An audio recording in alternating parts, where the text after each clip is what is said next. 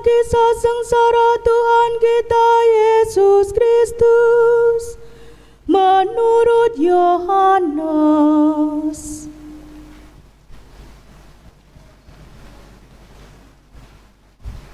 Seusai perjamuan Paskah, keluarlah Yesus dari ruang perjamuan bersama dengan murid-muridnya, dan mereka pergi ke seberang sungai Kidron. Di situ ada suatu taman. Yesus masuk ke taman itu bersama dengan murid-muridnya.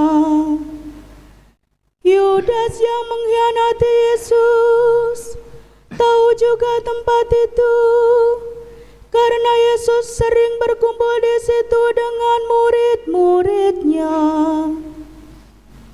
Maka datanglah juga Yudas ke situ bersama sepasukan prajurit dan penjaga-penjaga bait Allah yang disuruh oleh imam-imam kepala dan orang-orang Farisi. Mereka datang lengkap dengan lentera, suluh dan senjata. Yesus tahu akan semua yang akan menimpa dirinya. Maka ia maju ke depan dan berkata kepada mereka, "Siapakah yang kamu cari?" Jawab mereka, "Yesus dari Nazaret." Kata Yesus kepada mereka, "Akulah Dia."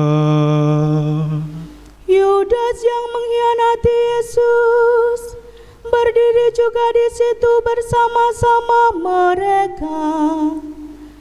Ketika Yesus berkata kepada mereka, "Akulah Dia," mundurlah mereka dan jatuh ke tanah. Maka Yesus bertanya pula, "Siapakah yang kamu cari?" Jawab mereka, "Yesus dari Nazaret." Jawab Yesus, "Telah kukatakan kepadamu, Akulah Dia. Jika Aku yang kamu cari, biarkanlah mereka ini pergi."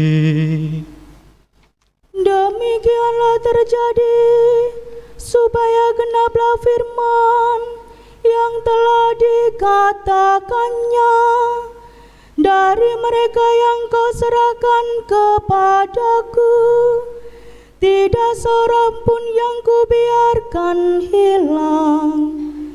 Lalu Simon Petrus yang membawa pedang menghunus pedang itu dan menetakannya kepada hamba imam agung dan memutuskan telinga kanannya.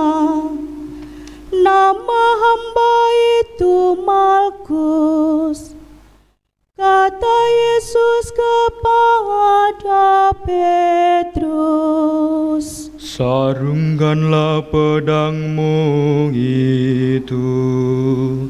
Bukankah Aku harus minum dari cawan yang diberikan Bapa kepadaku?" Maka para prajurit serta perwiranya dan penjaga-penjaga yang disuruh orang Yahudi itu menangkap Yesus dan membelenggu Dia.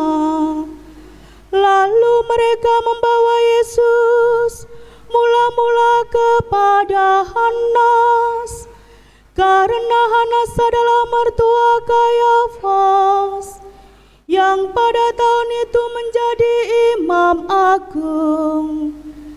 Dan Kayafaslah yang menasihatkan kepada orang-orang Yahudi adalah lebih berguna jika satu orang mati untuk seluruh bangsa.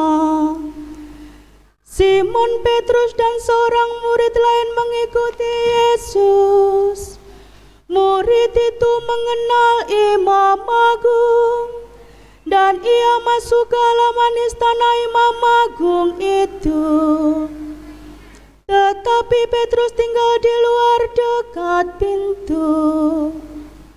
Maka murid lain tadi yang mengenal imam agung kembali keluar, bercakap-cakap dengan perempuan penjaga pintu, lalu membawa Petrus masuk. Maka kata perempuan penjaga pintu itu kepada Petrus,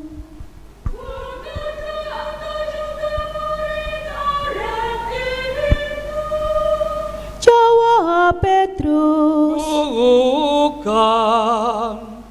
Sementara itu hamba-hamba dan para penjaga bait Allah telah memasang api arang, sebab hawanya dingin waktu itu, dan mereka berdiri berdiam di situ. Petrus pun berdiri berdiam bersama-sama dengan mereka. Maka mulailah imam agung menanya Yesus tentang para murid dan tentang ajarannya. Jawab Yesus kepadanya, Aku berbicara terus terang kepada dunia. Aku selalu mengajar di rumah-rumah ibadat dan di bait Allah, tempat semua orang Yahudi berkumpul. Aku tidak pernah berbicara sembunyi-sembunyi. Mengapa engkau menanyai aku? Tanyailah mereka yang telah mendengar apa yang kukatakan kepada mereka. Sungguh mereka tahu apa yang telah kukatakan.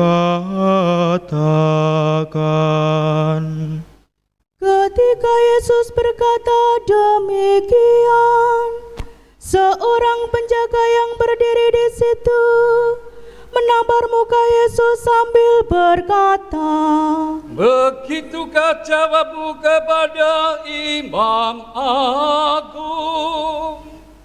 Jawab Yesus kepadanya, Jikalau kataku itu salah, tunjukkanlah salahnya. Tetapi jikalau benar, mengapa engkau menampar aku? Lalu Hanas mengirim Yesus terbelenggu kepada Kayafas imam agung. Simon Petrus masih berdiri berdiam.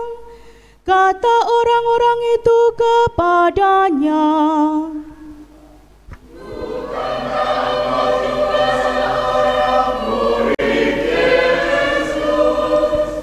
Petrus menyangkalnya, katanya, Bukan.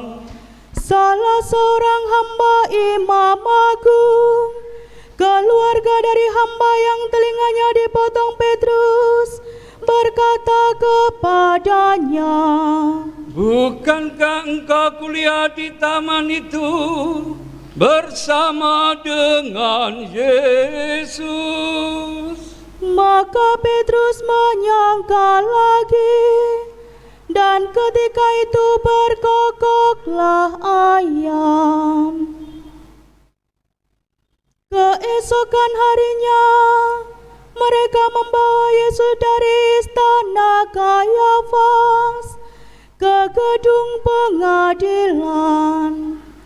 Ketika itu hari masih pagi, mereka sendiri tidak masuk ke gedung pengadilan itu, supaya jangan menajiskan diri, sebab mereka hendak makan Paskah. Sebab itu Pilatus keluar mendapatkan mereka dan berkata, apakah tuduhanmu terhadap orang ini? Jawab mereka kepadanya,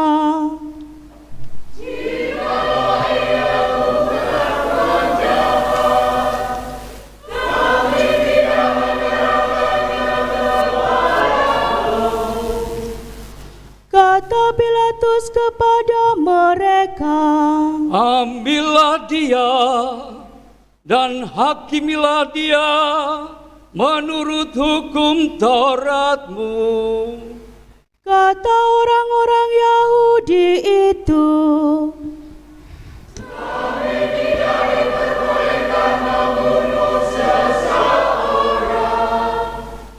Demikian terjadi supaya genaplah firman Yesus yang dikatakannya untuk menyatakan bagaimana ia akan mati.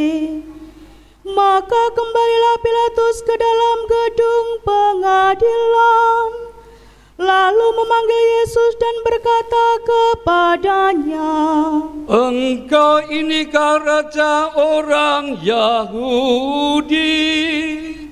Jawab Yesus, Dari hatimu sendirikah engkau katakan hal itu? Atau adakah orang lain yang mengatakannya kepadamu tentang aku? kata Pilatus. Orang Yahudikah aku? Bangsamu sendiri dan imam-imam kepala telah menyerahkan engkau kepadaku. Apakah yang telah engkau berbuat? Jawab Yesus, Kerajaanku bukan dari dunia ini. Jika kerajaanku dari dunia ini, pasti hamba-hambaku sudah melawan, supaya aku jangan diserahkan kepada orang Yahudi. Akan tetapi kerajaanku bukan dari sini. maka kata Pilatus kepadanya, Jadi engkau adalah raja. jawab Yesus, Seperti yang kau katakan, aku adalah raja. Untuk itu aku lahir, dan untuk itulah aku datang ke dunia ini, yakni untuk memberi kesaksian tentang kebenaran. Setiap orang yang berasal dari kebenaran mendengarkan suaraku. kata Pilatus kepadanya, Apakah kebenaran itu?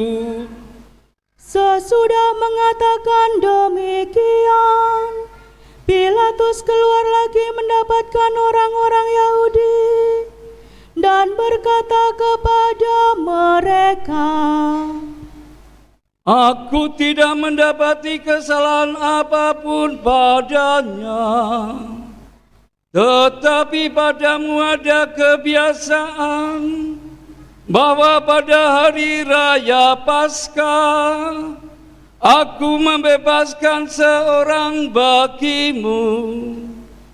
Maukah kamu supaya aku membebaskan raja orang Yahudi ini bagimu? Mereka pun berteriak,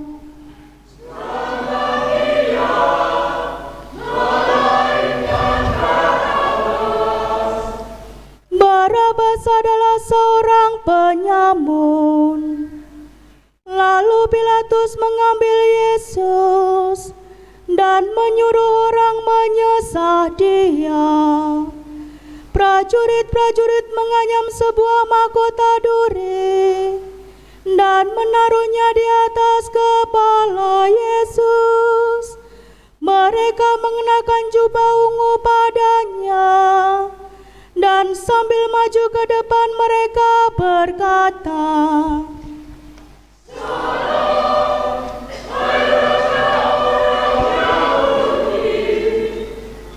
Lalu mereka menampar wajah Yesus. Pilatus keluar lagi dan berkata kepada orang-orang Yahudi, Lihatlah, aku membawa dia keluar kepada kamu, supaya kamu tahu bahwa aku tidak mendapati kesalahan apapun padanya. Lalu Yesus keluar, bermahkota duri dan berjubah ungu. Maka kata Pilatus kepada mereka, Lihatlah manusia ini. Ketika para imam kepala dan penjaga-penjaga itu melihat Yesus, berteriaklah mereka,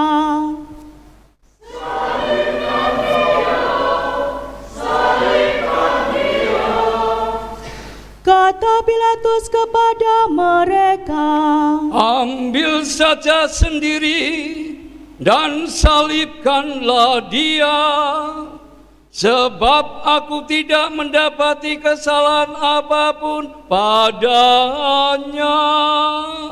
Jawab orang-orang Yahudi itu kepadanya,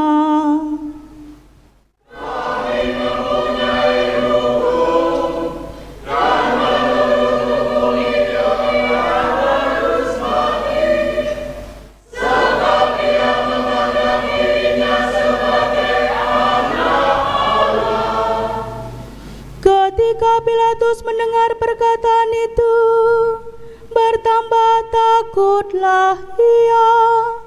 Lalu ia masuk pula ke dalam gedung pengadilan dan berkata kepada Yesus, Dari manakah asalmu? Tetapi Yesus tidak memberi jawab kepadanya. Maka kata Pilatus, Tidakkah engkau mau berbicara dengan aku? Tidakkah engkau tahu bahwa aku berkuasa membebaskan engkau dan berkuasa juga untuk menyalibkan engkau? Yesus menjawab,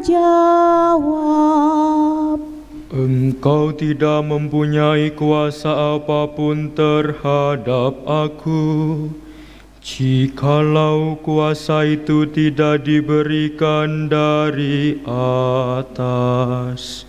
Sebab itu, Dia yang menyerahkan aku kepadamu lebih besar dosanya.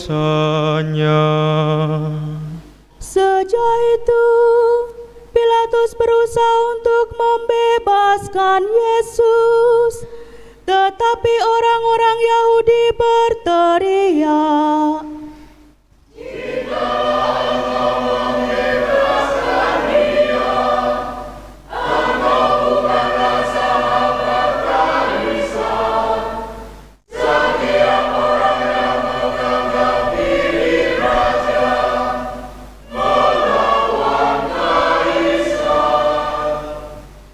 ketika mendengar perkataan itu, Pilatus menyuruh Yesus keluar. Lalu ia duduk di kursi pengadilan di tempat yang bernama Litostrotos, dalam bahasa Ibrani Gabata. Hari itu ialah hari persiapan Paskah, kira-kira jam 12. Kata Pilatus kepada orang-orang Yahudi itu, Inilah rajamu. maka berteriaklah mereka,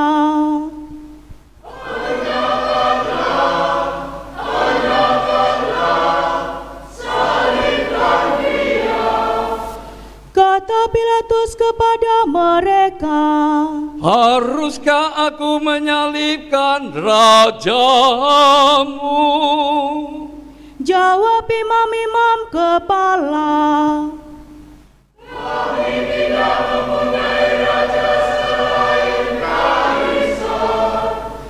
akhirnya Pilatus menyerahkan Yesus kepada mereka untuk disalibkan. Mereka menerima Yesus sambil memikul salibnya. Yesus dibawa keluar kota ke tempat yang bernama Tengkorak, dalam bahasa Ibrani Golgota. Di situ Yesus disalibkan, dan bersama dengan Dia disalibkan juga dua orang lain, sebelah menyebelah, Yesus di tengah-tengahnya. Pilatus menyuruh memasang juga tulisan di atas kayu itu, bunyinya, Yesus orang Nazaret, Raja orang Yahudi. Banyak orang Yahudi membaca tulisan itu, sebab tempat Yesus disalibkan itu letaknya dekat kota, dan kata-kata itu tertulis dalam bahasa Ibrani, Latin, dan Yunani. Maka kata imam-imam kepala kepada Pilatus, jawab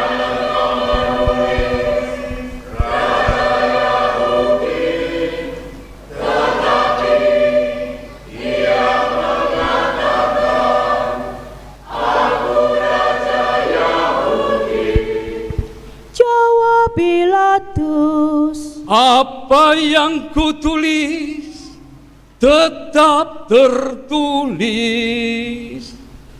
Setelah prajurit-prajurit menyalibkan Yesus, mereka mengambil pakaian Yesus, lalu membaginya menjadi 4 bagian, masing-masing prajurit 1 bagian. Jawab Yesus pun mereka ambil, tetapi jubah itu tidak berjahit. Dari atas ke bawah merupakan 1 tenunan utuh. Karena itu mereka berkata seorang kepada yang lain, Janganlah kita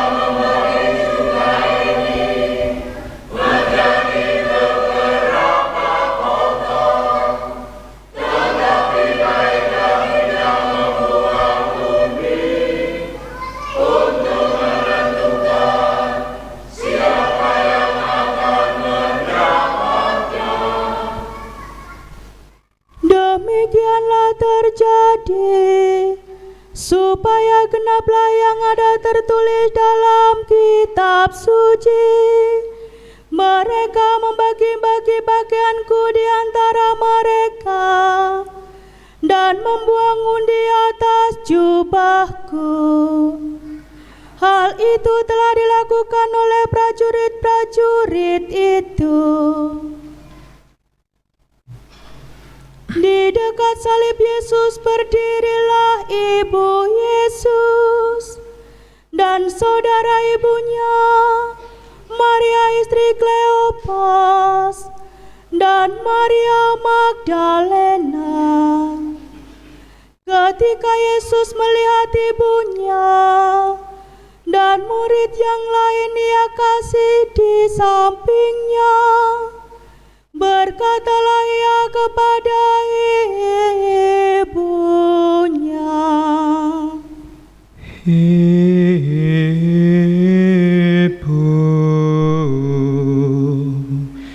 inilah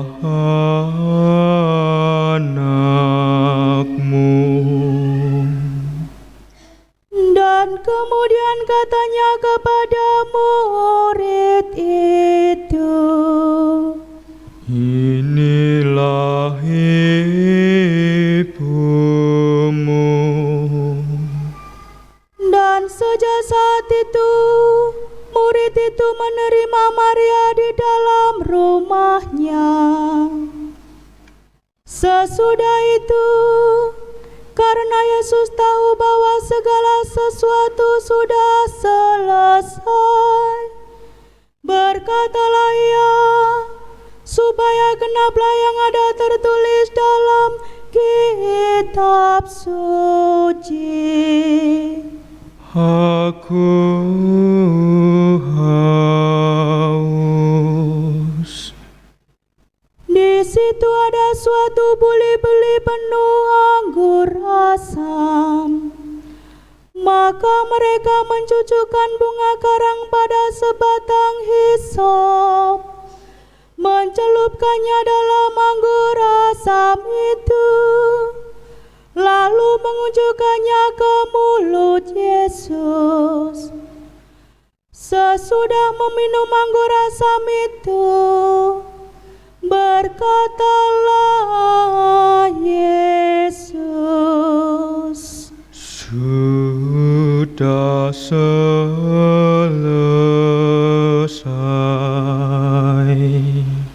Lalu Yesus menundukkan kepala dan menyerahkan nyawanya.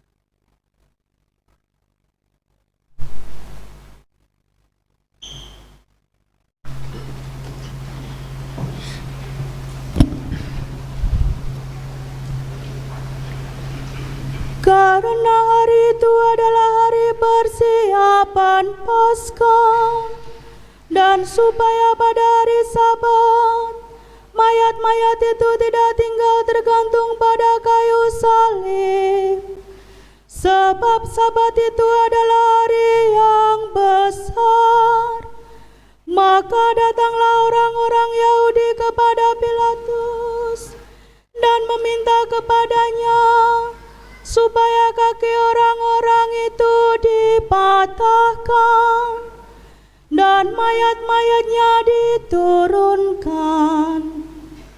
Maka datanglah prajurit-prajurit lalu mematahkan kaki orang yang pertama dan kaki orang yang lain yang disalibkan bersama-sama dengan Yesus. Dan melihat bahwa ia telah mati. Mereka tidak jadi mematahkan kakinya. Tetapi seorang dari antara prajurit itu menikam lambung Yesus dengan tombak, dan segera mengalirlah darah serta air keluar. Dan orang yang melihat sendiri hal itu memberi kesaksian ini, dan benarlah kesaksiannya. Dan ia tahu bahwa ia mengatakan kebenaran, supaya kamu juga percaya. Sebab hal itu terjadi supaya genaplah yang tertulis dalam kitab suci. Tidak ada tulangnya yang akan dipatahkan. Dan nas lain mengatakan, mereka akan memandang Dia yang telah mereka tikam. Sesudah itu, Yusuf dari Arimatea, seorang murid Yesus, tetapi sembunyi-sembunyi karena takut kepada orang-orang Yahudi, meminta kepada Pilatus supaya diperbolehkan menurunkan jenazah Yesus. Dan Pilatus meluluskan permintaan Yusuf. Lalu datanglah ia dan menurunkan jenazah Yesus. Juga Nikodemus datang di situ. Dialah yang mula-mula datang waktu malam kepada Yesus. Ia membawa campuran minyak mur dengan minyak gaharu, kira-kira 50 kati beratnya.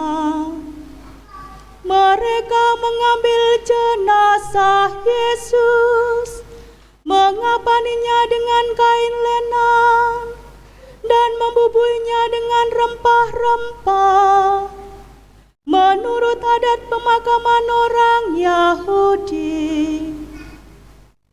Dekat tempat di mana Yesus disalibkan ada suatu taman, dan dalam taman itu ada suatu kubur baru yang di dalamnya belum pernah dimakamkan seseorang.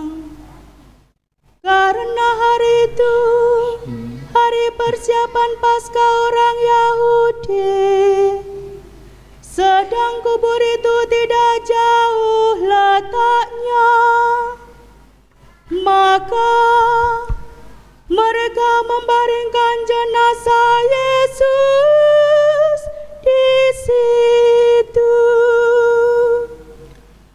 Demikianlah kisah sengsara Tuhan kita. Terpujilah Kristus.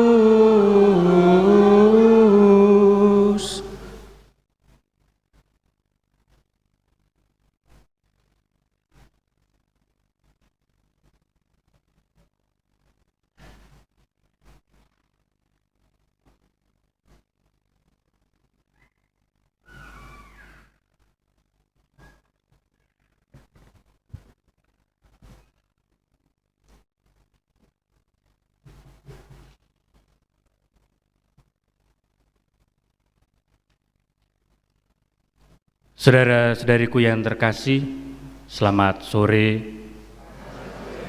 berkah dalam.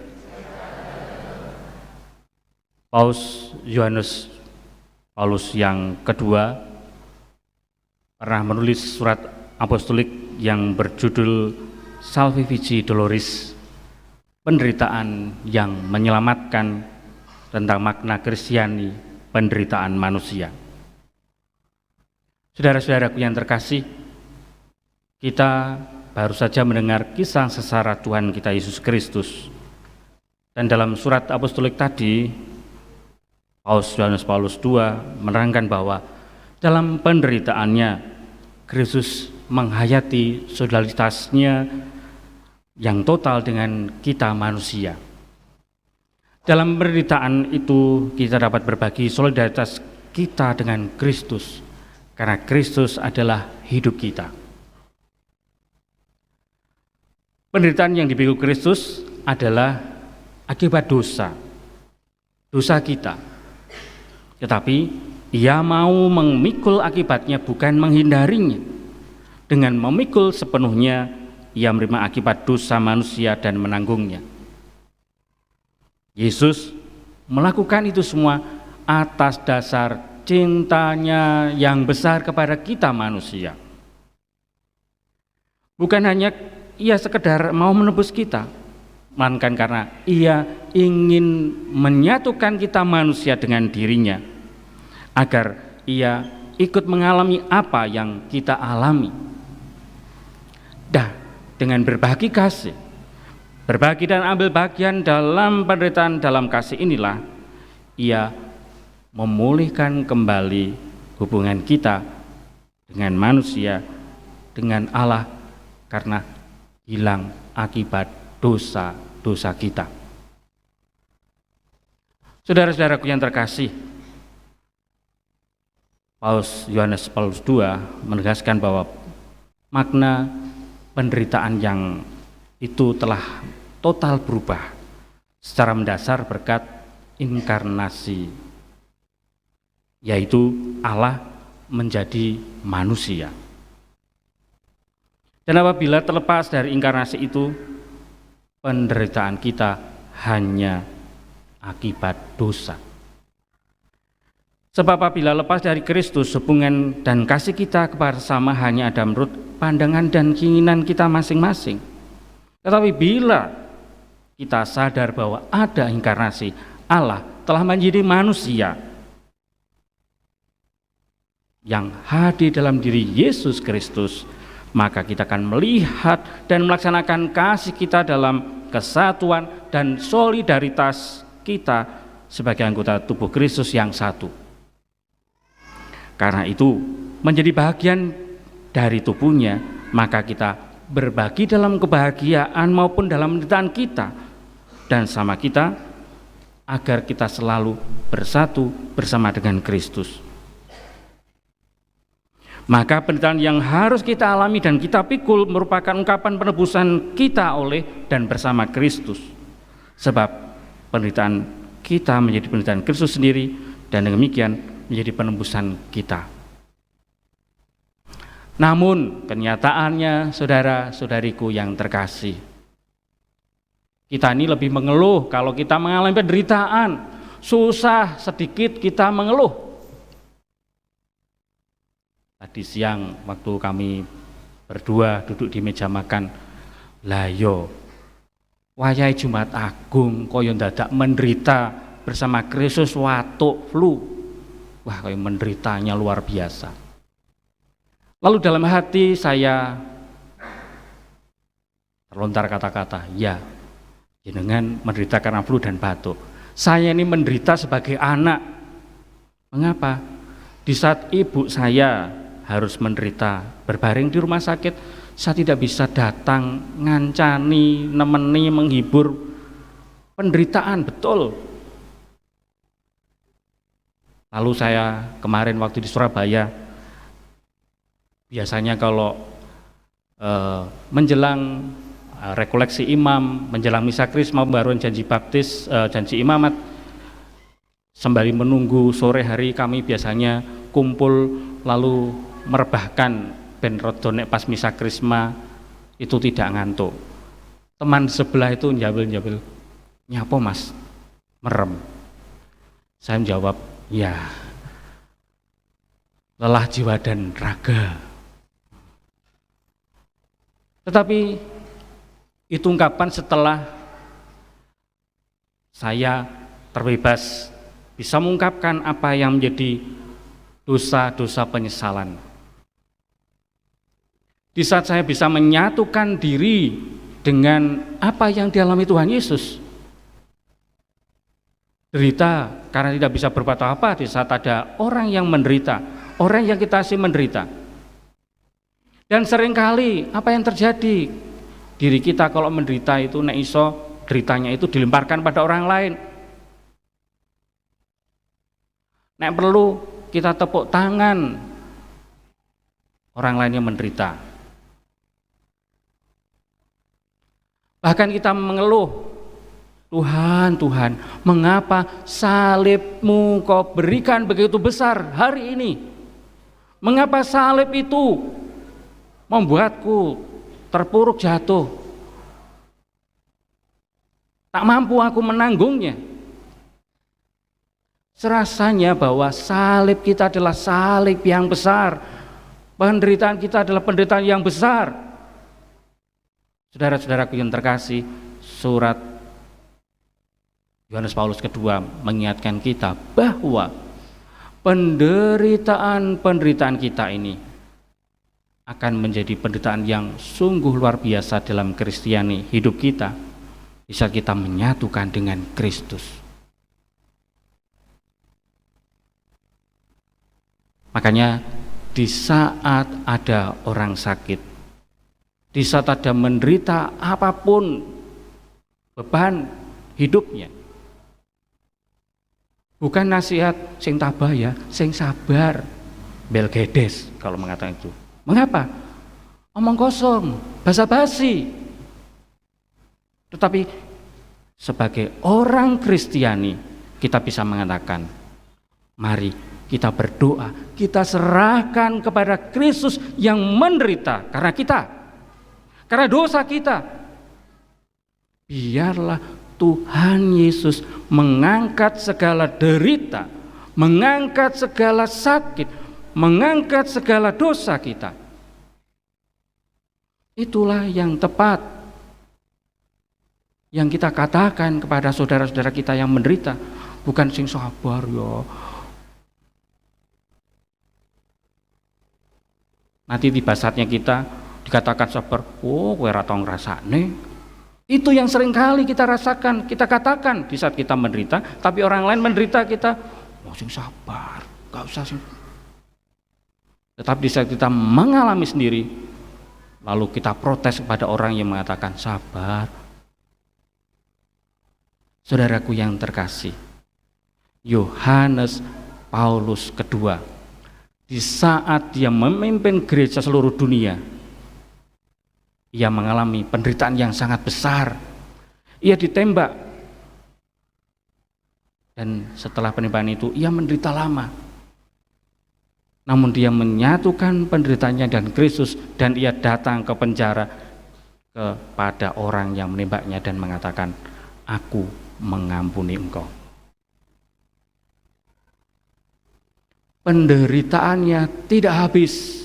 Bahkan di saat ia menjelang masa-masa hidupnya, ia sangat rentan, sangat tidak mampu, berat. Tetapi dia sebagai paus mengatakan demikian, aku kini harus memimpin gereja dengan penderitaan. Paus harus menderita, sehingga setiap keluarga dan dunia ini harus mengerti, atau dapat dikatakan bahwa ada Injil yang lebih tinggi, Injil penderitaan, kabar penderitaan. Kita harus mempersiapkan masa depan dengan penderitaan. Artinya sebagai murid Kristus, apakah kita akan selalu bahagia? Apakah kita akan selalu sukses? Apakah selalu menemukan suatu hal yang menyenangkan? Seringkali menjadi murid Kristus, kita ini dihina, kita ini dicerca, kita menderita gara-gara itu. Waktu kecil di saat saya sekolah di dalam negeri, teman-teman saya mengatakan, wong Katolik nek mati jadi titik ojo ora oleh ya.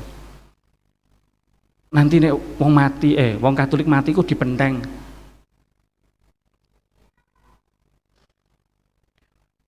Hal itu mengingatkan kita semua sebenarnya bahwa menjadi murid Kristus kita tidak lebih mengalami apa yang dialami Tuhan Yesus, kita akan menderita.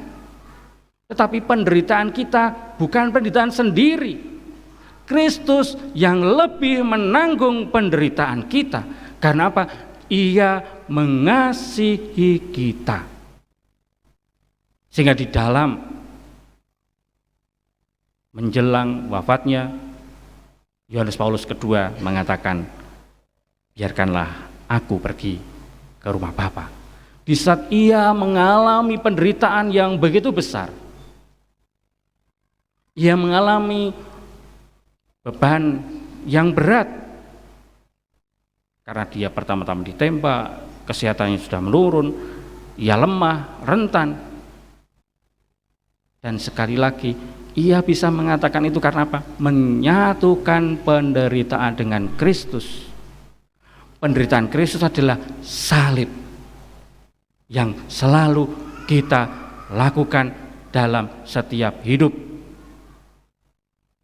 Dan hari ini kita kehilangan salib itu karena ia wafat bagi kita.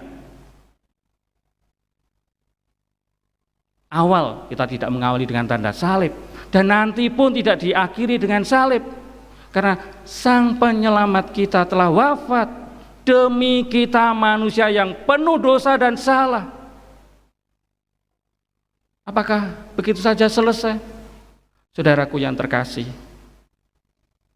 Paus Yohanes II mengingatkan kita harus menyatukan semuanya dalam Tuhan. Salib akan memberikan kekuatan pada kita kalau kita sungguh adalah murid Kristus. Kalau kita bukan murid Kristus, salib itu menjadi tanda kehinaan. Karena kita akan menderita dengan salib-salib yang diberikan sebagai murid-murid Kristus. Namun jikalau kita bangga dengan salib itu, penderitaan apapun kita akan menanggungnya bersama Kristus. Berkat Tuhan limpah selalu bagi kita. Kita akan melanjutkan dengan doa umat meriah.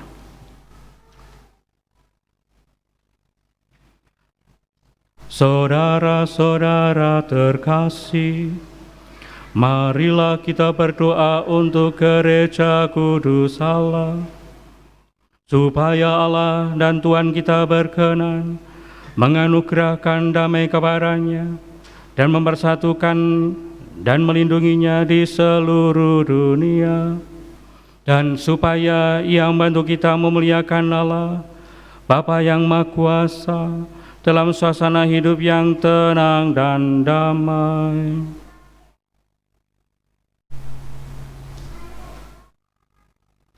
Allah yang Maha Kuasa dan kekal, dalam diri Kristus Engkau telah menyatakan kemuliaan-Mu kepada segala bangsa. Lestarikanlah karya kerajaan-Mu, agar gereja-Mu yang tersebar di seluruh dunia tetap mengakui nama-Mu yang dengan iman yang teguh, dengan pantaran Kristus Tuhan kami.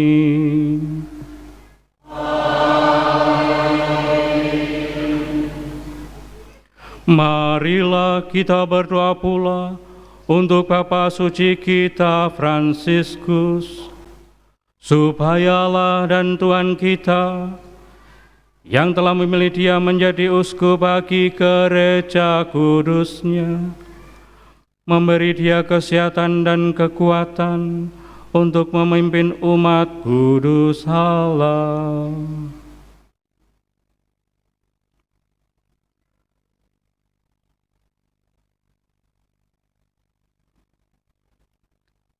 Allah yang Maha Kuasa dan kekal, segala sesuatu ada berdasarkan keputusan-Mu. Sudilah mendengarkan doa-doa kami, dan dengan kasih sayang-Mu lindungilah Imam Agung yang telah Engkau pilih bagi kami. Semoga umat Kristen yang Kau percayakan kepada pengembalaannya berkembang dalam iman, dengan pantaran Kristus Tuhan kami.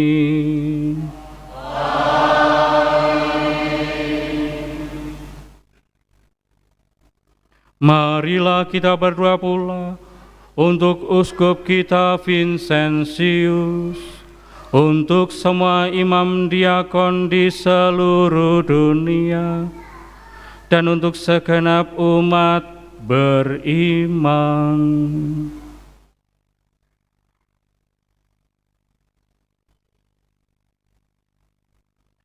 Allah yang Maha Kuasa dan Kekal, dengan roh-Mu Engkau menguduskan dan memimpin seluruh gereja. Dengarkanlah doa kami bagi para pelayan-Mu. Semoga berkat bantuan rahmat-Mu, mereka mengabdi Engkau dengan setia. Dengan pantaran Kristus Tuhan kami.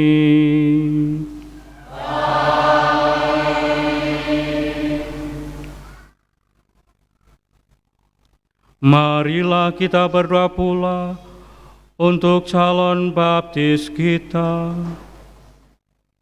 supaya Allah dan Tuhan kita membuka telinga hati mereka dan melapangkan pintu kerahimannya, agar berkat pembasuhan kelahiran kembali segala dosa mereka dihapuskan, dan mereka hidup dalam Yesus Kristus Tuhan kita.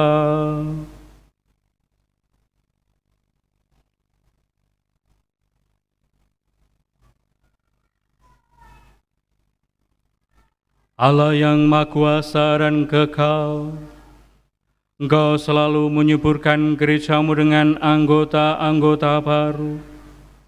Sudilah menambah iman dan pengetahuan para calon baptis kami, supaya dengan dilahirkan kembali lewat bejana baptisan, mereka digabungkan dengan himpunan anak angkat-Mu, dengan pantaran Kristus Tuhan kami.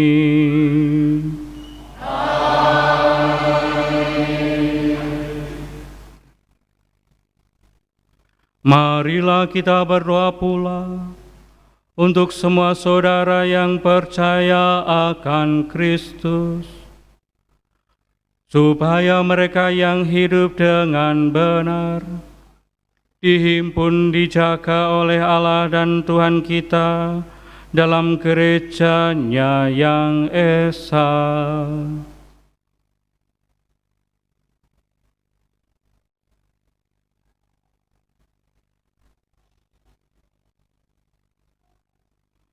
Allah yang Maha Kuasa dan Kekal, Engkau menyatukan yang tercerai-berai dan memelihara yang telah bersatu.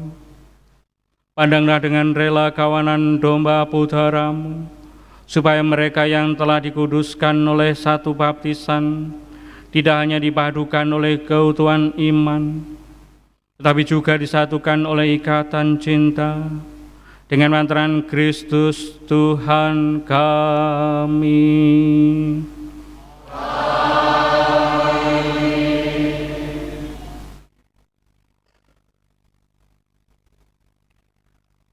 Marilah berdoa pula untuk orang Yahudi yang menerima sabda Allah sebelum kita, supaya Allah dan Tuhan kita mengobarkan dalam hati mereka cinta akan nama-Nya dan meneguhkan kesetiaan akan perjanjian-Nya.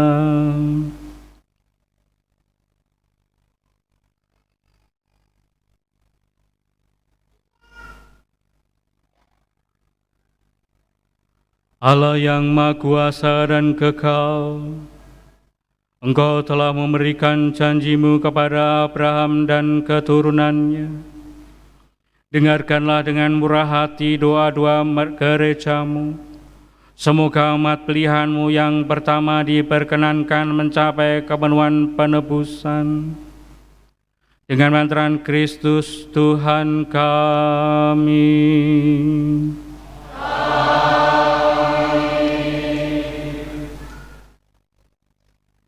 Marilah kita berdoa pula untuk mereka yang tidak percaya akan Kristus, supaya berkat terang Roh Kudus mereka juga dapat menemukan jalan keselamatannya.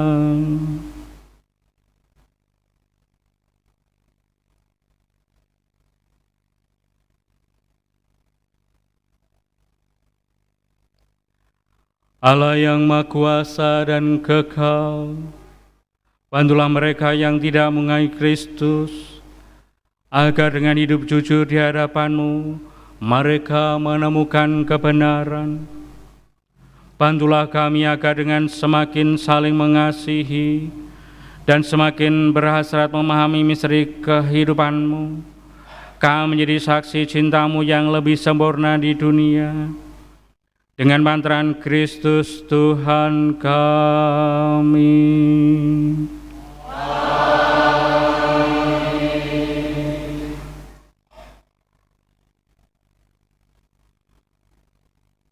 Marilah kita berdoa pula untuk mereka yang tidak mengenal Allah, supaya mereka yang tulus hati mencari kebenaran layak menemukan Allah sendiri.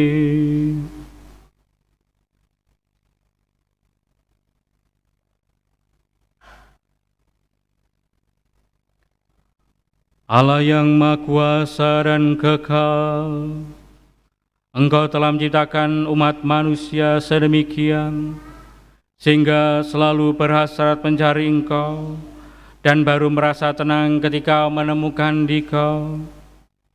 Maka kami mohon bantulah agar mereka semua dengan mengatasi hambatan seberat apapun mampu melihat tanda kasih-Mu dan tergerak oleh kesaksian hidup orang-orang yang percaya kepadamu. Mereka dengan sukacita mengakui Engkau sebagai satu-satunya Allah yang benar dan Bapa umat manusia. Dengan pantaran Kristus Tuhan kami.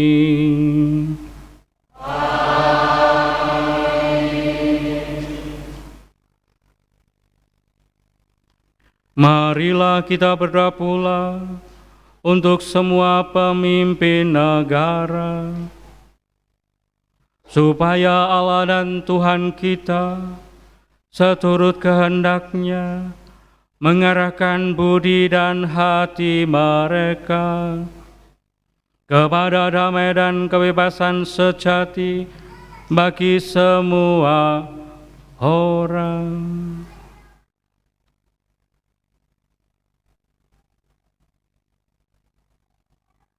Allah yang Maha Kuasa dan kekal, di tangan-Mu lah pikiran manusia dan nurani para bangsa. Sudilah mendampingi para pemimpin negara, supaya berkat bantuan-Mu di seluruh dunia, terjaminlah kesejahteraan bangsa-bangsa, kepastian, kedamaian, dan kebebasan beragama. Dengan pantaran Kristus Tuhan kami.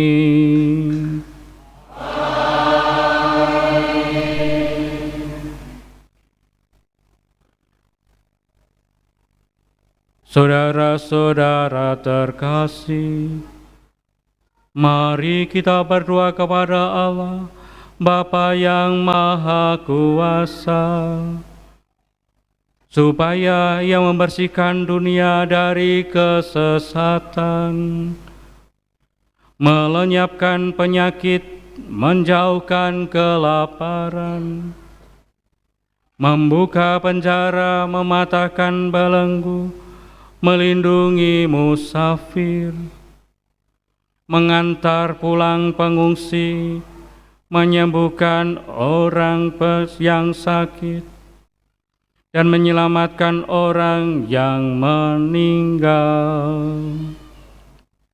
Allah yang Maha Kuasa dan kekal, Engkau menghibur yang berduka dan menguatkan yang menderita. Kiranya jeritan doa semua orang yang tertimpa kesusahan apapun sampai ke hadirat-Mu. Semoga semua yang berada dalam kesesakan bersukacita karena menerima belas kasih-Mu dengan lantaran Kristus Tuhan kami.